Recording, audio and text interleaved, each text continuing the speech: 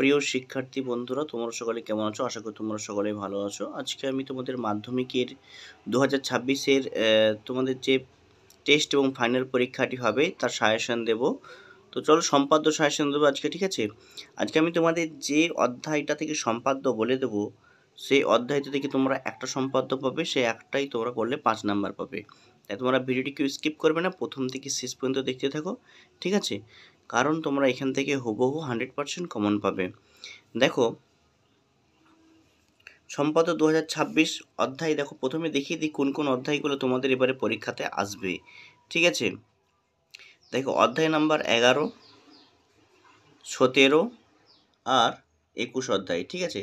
11 অধ্যায় কি আছে না, ত্রিভুজের পরিবৃত্ত ও অন্তর্বৃত্ত অঙ্কন। এটা কত নম্বর পৃষ্ঠাতে আছে না, 172 নম্বর পৃষ্ঠাতে আছে।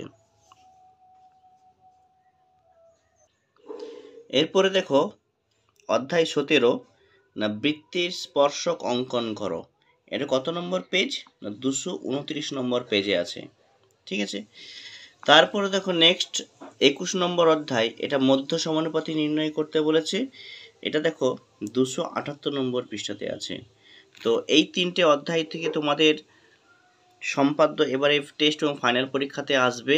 তো চলো এবারে সম্পাদ্যগুলি দেখে নিয়ে যাক। পৃষ্ঠা নাম্বার 172, দেখো 172 নম্বর পৃষ্ঠার সম্পাদ্য যে কোনো ত্রিভুজের পরিবৃত্ত অঙ্কন করো, ঠিক আছে?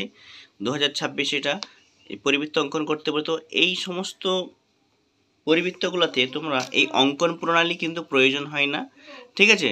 তোমরা শুধু জাস্ট ছবিটা আঁকবে, নামগুলো দিয়ে দেবে, তো ঠিকঠাক করে অঙ্কন করবে এটা। তারপর দেখো নেক্সট চলো কি আছে।